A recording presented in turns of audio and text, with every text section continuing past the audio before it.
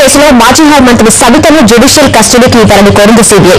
ఈ మేరకు కోర్టులో మెమో దాఖలు చేసింది. దీనికి సంబంధించి మరింత సమాచారాన్ని మా రిపోర్టర్ రెహనా లైవ్ లో అందిస్తారు. రెహనా, సబిత జ్యుడిషియల్ కస్టడీని సిబిఐ కోరడానికి సంబంధించి మీరు తగిన సమాచారం ఏంటి? Thank you Ramya. దాల్మియాకు సంబంధించిన 5వ ఛార్జ్ షీట్ సిబిఐ 5వ ఛార్జ్ షీట్ వేస్తా ఉంది. ఈ విచారణ నడుస్తుంది ప్రస్తుతం కోర్టులో. జగన్మోహన్ రెడ్డిని అదేవిధంగా విజయసాయి రెడ్డి ఈ కేసులో A1, A2లుగా ఉన్న వీరిద్దరిని ఈ నెల 21వ తేదీ వరకు రిమాండ్ పెరిగిస్తూ ధర్మాసనం ఆదేశాలు జారీ చేసింది. అటువైపు సబితా ఇంద్రారెడ్డిని జ్యుడిషియల్ రిమాండ్కి ఇవ్వాలంటే సిబిఐ దాఖలు చేసిన మెమో మీద విచారణ నడుస్తోంది. ఈ మెమోకి సంబంధించి ఈ నెల 21వ తేదీన వాయిదా వేశారు. దాల్మియా సిమెంట్ కంపెనీకి సంబంధించి మరింత లోతుగా విచారణ చేయాల్సిన అవసరం ఉంది. దీంతో సబితా ఇంద్రారెడ్డి ఈ కేసులో A4గా ఉన్న సబితాను విచారణకు అవకాశం ఇవ్వాలి, అందుకే జ్యుడిషియల్ రిమాండ్కి ఇవ్వమంటూ సిబిఐ ధర్మాసనానికి మెమో దాఖలు చేసింది. దీని మీద విచారణను ఈ నెల 21వ తేదీకి వాయిదా వేయడం జరిగింది. అటువైపు జగన్మోహన్ రెడ్డి తన కుటుంబ సభ్యులతో మాట్లాడుకునే అవకాశం కల్పించాల్సిందిగా ధర్మాసనాన్ని కూడా అభ్యర్థించారు. ఇప్పటి వరకు దీని మీద అంటే ఈ కేసుకు సంబంధించి సిబిఐ విచారణ చేస్తున్న 5వ ఛార్జ్ షీట్ దాల్మియా సిమెంట్ కంపెనీకి సంబంధించి వైఎస్ ముఖ్యమంత్రిగా ఉన్న సమయంలో దాల్మియా కంపెనీకి గనులను నిబంధనలకు విరుద్ధంగా కేటాయించారు. 407 హెక్టార్ల భూమిని కేటాయించారు అనేది ప్రధానమైన అభియోగం సిబిఐ చేస్తా ఉంది. దీని ప్రకారం ఐపీసీ సెక్షన్స్ 120D అంటే కుట్ర కేసు, అదేవిధంగా 420 చీటింగ్ కేసు, 409 సెక్షన్స్ గా దీని మీద అభియోగాలు ఉన్నాయి. ఈ కేసులో నిందితులున్న 13 మంది మీద, అదేవిధంగా అవినీతికి నిరోధక చట్టం కింద కూడా 9, 12, 13, 1D కింద సెక్షన్స్ కింద కూడా అభియోగాలు నమోదు చేస్తున్నారు. సబితా ఇంద్రారెడ్డి, అదేవిధంగా పునీత్ దాల్మియా, శ్రీలక్ష్మి, రాజగోపాల్ రెడ్డి వీళ్ళందరి మీద ఇవన్నీ అభియోగాలు ఉన్నాయి. అయితే జగన్మోహన్ రెడ్డి, విజయసాయి రెడ్డి ప్రభుత్వ ఉద్యోగంలో కానీ ప్రభుత్వంతో కానీ ఎలాంటి సంబంధం లేని కారణంగా వీళ్ళ మీద అవినీతి నిరోధక చట్టం సెక్షన్స్ వర్తించాలని సిబిఐ స్పష్టం చేసింది. కేవలం ఐపీసీ సెక్షన్స్ మాత్రమే వీళ్ళిద్దరికి వర్తిస్తే మిగిలిన నిందితులకి ఐపీసీ సెక్షన్స్ అదేవిధంగా అవినీతి నిరోధక సెక్షన్స్ అన్ని కూడా వర్తిస్తాయి. సబితా ఇంద్రారెడ్డి మీద ఆమె అప్పుడు గనుల శాఖ మంత్రిగా ఉన్నారు.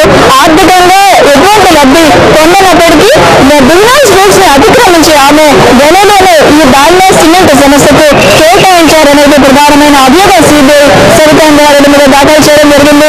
మరిన్ని వివరాలను మరింత లోతైన విచారణ ఈ కేసు సంబంధించి చేయాల్సిన అవసరం ఉంది. అందుకే A4గా ఉన్న సబితాను జ్యుడిషియల్ రిమాండ్కి కోర్టు సిబిఐ మెమో దాఖలు చేసింది. మెమోకి సంబంధించిన విచారణ ఈ నెల 21వ తేదీ వాయిదా పడింది. ధర్మాసనం ఎలాంటి ఆదేశాలు జారీ చేస్తుంది, జ్యుడిషియల్ రిమాండ్ కి అనుమతిస్తుందా అనేది చూడాల్సి ఉంది.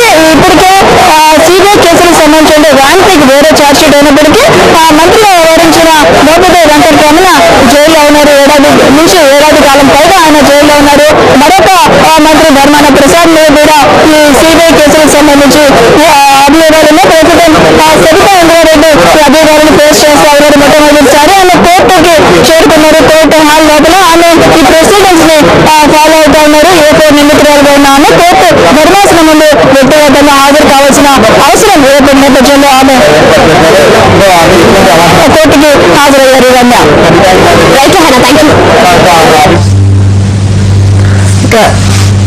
జగన్ ఆస్తుల కేసులో మాజీ హోంమంత్రి సబితను జ్యుడిషియల్ కస్టడీకి ఇవ్వాలని కోరింది సిబిఐ. ఈ మేరకు కోర్టులో మెమో కూడా దాఖలు చేశారు. దీనికి సంబంధించి మరిన్ని లేటెస్ట్ అప్డేట్స్ కరెస్పాండెంట్ శర్మ అందిస్తారు.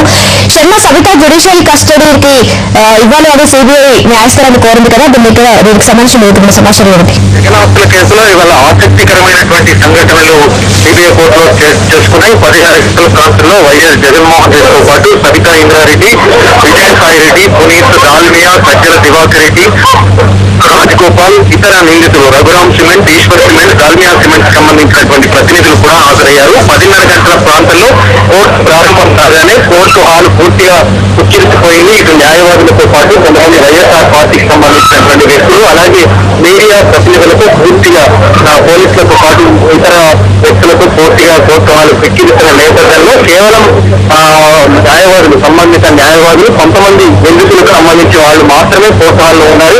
మిగతా వాళ్ళు అందరూ కూడా వెళ్ళిపోవాలంటూ కోర్టు ఆదేశించిన నేపథ్యంలో మరికొంత గడువు ఒక 10 నిమిషాల తర్వాత మళ్ళీ కోర్టు హాల్ ప్రారంభమైంది. న్యాయమూర్తి రాగానే చక్కగా వైఎస్ జగన్మోహన్ రెడ్డి నుంచి ఈశ్వర్ సిమెంట్ ఉన్నటువంటి నిందితులందరినీ కూడా వరుసగా పేర్లు పెట్టి పిలిచారు. వాళ్ళందరూ జగన్మోహన్ రెడ్డి కోర్టు హాల్లోకి రాగానే రాగానే అప్పటికే కోర్టు హాల్లో ఉన్న సబితా ఇంద్రారెడ్డి పలకరించారు. అయితే మొదట మాత్రం సబితా ఇంద్రారెడ్డి ఆయన వైపు చూసినప్పటికీ కూడా పలకరించలేదు. ఆ తర్వాత వైఎస్ విజయమ్మ వచ్చి జగన్మోహన్ రెడ్డిని ఆలింగనం చేసుకుని తీవ్రంగా రోధించారు. ఆ సందర్భంలో వైఎస్ విజయమ్మను సబితా ఇంద్రారెడ్డి వెనక ఉన్న శోభానాగిరెడ్డి వైఎస్ జగన్మోహన్ రెడ్డి ఆమెను ఓదార్చేటువంటి ప్రయత్నం చేశారు. ఆ సమయంలో సబితా ఇంద్రారెడ్డి జగన్మోహన్ రెడ్డి ఇద్దరు ఒకరినొకరు బాగున్నారా అంటూ పలకరించుకున్నటువంటి నేపథ్యం. ఆ తర్వాత కీర్తి ఒక తన వ్యవహార శైలి ఇక్కడ ప్రదర్శించింది. రాష్ట్ర ప్రభుత్వంలో చాలా కీలక శాఖలకు నేతృత్వం ఇద్దరు వహించారు. ట్రాన్సిక్ వ్యవహారంలో ధర్మాన ప్రసాదరావు, ప్రస్తుతం దాల్మియా ఛార్జ్షీట్ లో సబితా ఇంద్రారెడ్డి. వీళ్ళు ప్రభుత్వంలో మంత్రులుగా లేకపోయినప్పటికీ కూడా మన ప్రభుత్వం పైన వీళ్ళు చూపించేటువంటి అవకాశం ఉంటుంది, సాక్ష్యాలు తారుమారు చేసేటువంటి అవకాశం ఉంటుంది. కాబట్టి వీళ్ళను జ్యుడిషియల్ కస్టడీ కావాలంటూ ఒక మెమోను దాఖలు చేయడం తీవ్రమైనటువంటి పరిణామంగా మనం చెప్పుకోవాలి. ఇప్పటికి మాత్రం ఇంకా వాళ్ళు షూరిటీని సమర్పించలేదు. ఈ నెల 21కి లోపు షూరిటీని సమర్పించాలి. అవి సక్రమంగా ఉన్నాయా లేదా అనే దానికి సంబంధించి ఆ రోజు విచారణలో వెల్లడయ్యేటువంటి అంశం. మరోవైపు సిబిఐ ఏదైతే మెమో దాఖలు చేస్తుందో వీళ్ళిద్దరిని కూడా జ్యుడిషియల్ కస్టడీ కావాలంటూ దాఖలైన పిటిషన్ కు సంబంధించి కూడా 21న వాయిదా పడింది. ఆ రోజు వాదనలు కూడా జరిగేటువంటి అవకాశం ఉంటుంది. 21 రోజున ఇటు సిబిఐ వాదనలు వినిపిస్తుంది, జ్యుడిషియల్ కస్టడీకి ఎందుకు కోరుతున్నామనేటువంటి విషయానికి సంబంధించి. అలాగే ప్రస్తుతం ఈ కేసుకు సంబంధించి అటు వ్యాన్పిక్ వ్యవహారంలో సుమారు ఛార్జ్షీట్ దాఖలై 6 నెలల కంటే ఎక్కువ కాలం పూర్తయింది. సుమారు 5 నెలల వరకు ధర్మాన ప్రసాదరావు మంత్రిగా ఉన్నారు. ఆ తర్వాత దాల్మియా ఛార్జ్షీట్ దాఖలై కూడా ఇప్పటి వరకు 2 నెలలు పూర్తయింది. 15-20 రోజుల క్రితమే సబితా ఇంద్రారెడ్డి రాజీనామా చేసినటువంటి పరిస్థితి. ఆయనతో పాటు ధర్మాన ప్రసాదరావు కూడా రాజీనామా చేశారు. కాబట్టి ఇంత కాలంలో ఇక్కడ కూడా సాక్షులను బెదిరించినటువంటి దాఖలాలు లేవు, సాక్ష్యాలను తారుమారు చేసినటువంటి అంశాలు కూడా ఇప్పటి వరకు ఎక్కడ నమోదు కాలేదు. దానికి సంబంధించి సిబిఐ కూడా ఎలాంటి ఆధారాలు సేకరించలేకపోయిందనేటువంటి వాదనను వీళ్ళు వినిపించేటువంటి అవకాశం ఉంది. ఇంకా మేము పూర్తి స్థాయిలో చూసిన తర్వాత ఏ విధంగా వివరించాలనేటువంటి విషయంలో ధర్మాన ప్రసాదరావు, సబితా ఇంద్రారెడ్డి తరపు న్యాయవాదులు ఆలోచన చేస్తున్నటువంటి పరిస్థితి ప్రస్తుతం కొనసాగుతుంది. 21వ తేదీన దానికి సంబంధించి తేలిపోతుంది. మరోవైపు జగన్ మరొక అభ్యర్థనను వ్యక్తం చేశారు. సుమారు 1 గంట పాటు తన కుటుంబ సభ్యులతో మాట్లాడేందుకు అవకాశం కల్పించాలన్న నేపథ్యంలో కేవలం కుటుంబ సభ్యులతో మాత్రమే మాట్లాడేందుకు సిబిఐ పబ్లిక్ ప్రాసిక్యూటర్ గదిలో ఆయనను ప్రత్యేకంగా ఉంచారు. ఆయనతో పాటు వైఎస్ విజయమ్మ, భారతి, మరి కొంతమంది వ్యక్తులు, కేవలం 4-5 వ్యక్తులతో మాత్రమే ప్రస్తుతం వైఎస్ జగన్మోహన్ రెడ్డి మాట్లాడుతున్నటువంటి పరిస్థితి. ఈ సంఘటన అంతా కూడా సుమారు అరగంట పాటు కోర్టు హాల్లో కొనసాగింది. కోర్టు హాల్ పూర్తిగా కిక్కిరిసిపోయినటువంటి పరిస్థితి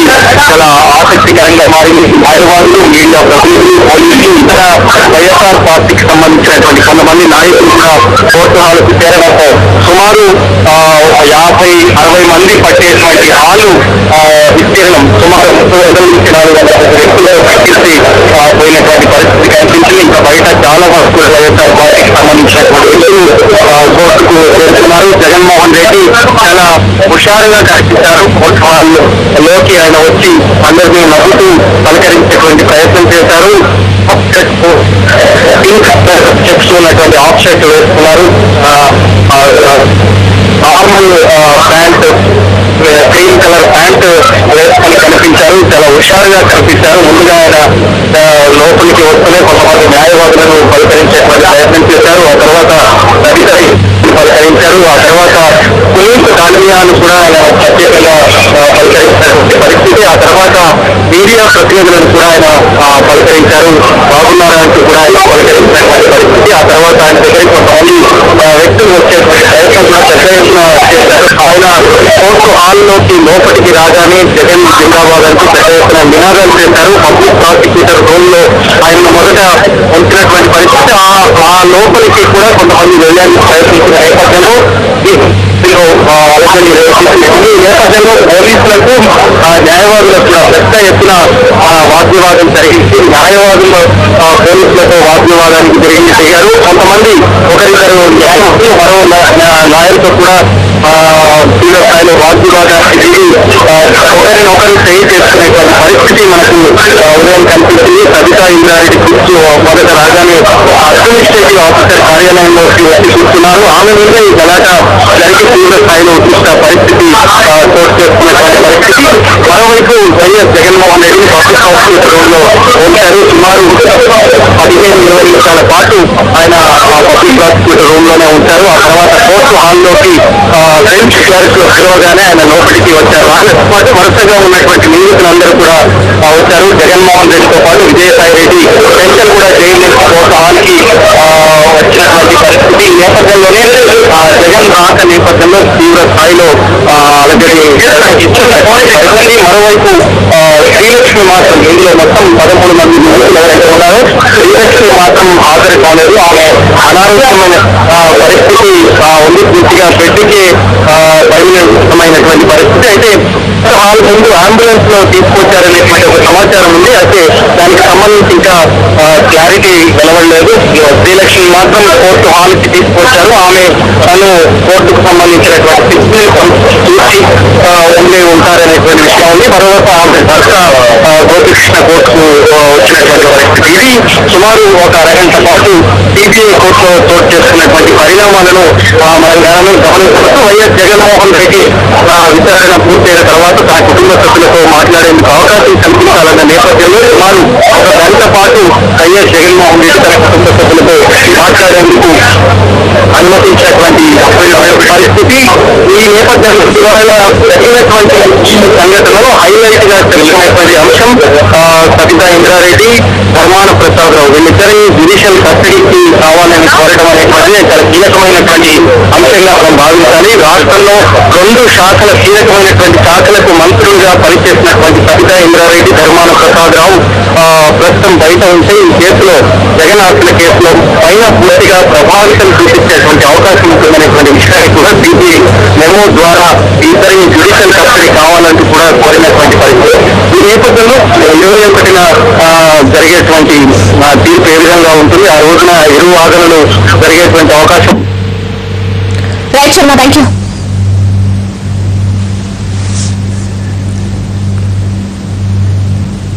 సబితా ధర్మాలను జ్యుడిషియల్